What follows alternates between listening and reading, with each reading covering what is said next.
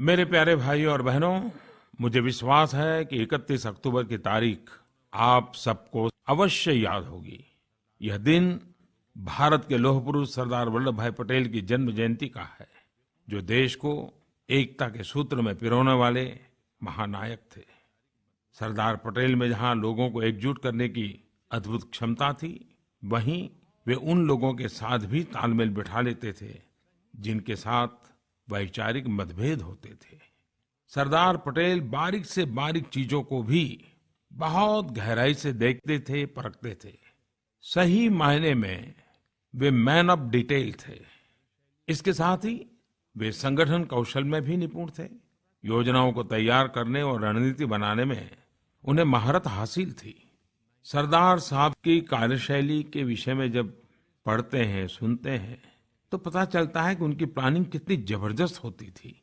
1921 में 1921 में अहमदाबाद में कांग्रेस के अधिवेशन में शामिल होने के लिए देश भर से हजारों की संख्या में डेलीगेट्स पहुंचने वाले थे। अधिवेशन की सारी व्यवस्था की जिम्मेदारी सरदार पटेल पर थी। इस अवसर का उपयोग उन्होंने शहर में पानी सप्लाई के नेटवर्क को भी सुधारने के लिए किया। यह सुनिश्चित किया कि किसी को भी पानी की दिक्कत ना हो। यही नहीं, उन्हें इस बात की भी फिक्र थी कि अधिवेशन स्थल से किसी डेलीगेट का सामान या उसके जूते चोरी न हो जाए। और इसे ध्यान में रखते हुए सरदार पटेल ने जो किया, वह जानकर आपको बहुत आश्चर्य होगा। उन्होंने किसानों से संपर्क किया और उनसे खादी के बैग बनाने का आग्रह किया।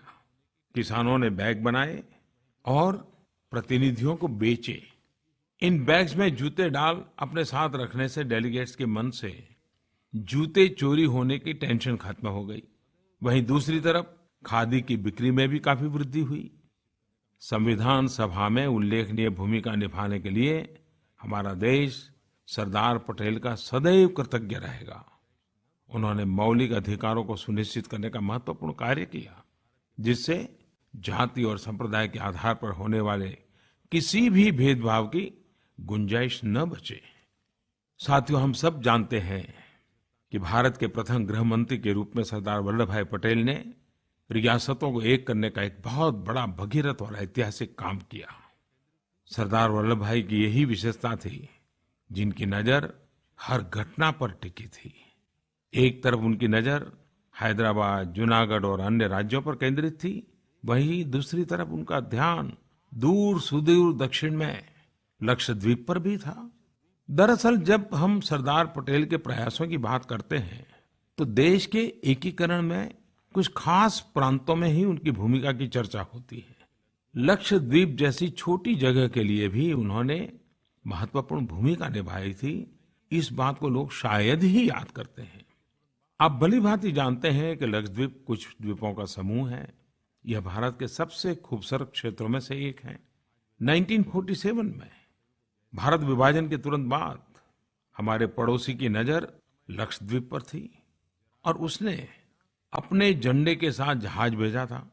सरदार पटेल को जैसे ही इस बात की जानकारी मिली, उन्होंने बगैर समय गंवाए, जरा भी देर किए बिना तुरंत कठोर कार्रवाई शुरू कर दी। उन्होंने मुदलियार ब्रदर्स, आरकोट रामासामी मुदलियार और आरकोट लक्ष्मण स्वामी मुदलियार से कहा कि वो त्रावणकोर के लोगों के साथ लेकर तुरंत कूच करें और वहां तिरंगा फहराएं। लक्षद्वीप में तिरंगा पहला फहरना चाहिए।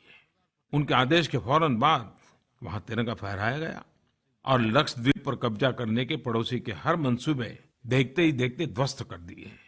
इस घटना के बाद सरदार पटेल ने मुदलियार ब्रदर से कहा कि वे व्यक्तिगत रूप से यह सुनिश्चित करें कि लक्षद्वीप को विकास के लिए हर जरूरी मदद मिले।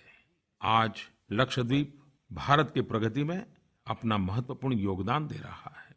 यह एक आकर्षक टूरिस्ट डेस्टिनेशन भी है। मुझे उम्मीद है कि आप सब भी इसके खूबसूरत द्वीपों और समुद्र तटों की यात्रा करेंगे। मेरे प्यारे देशवासियों,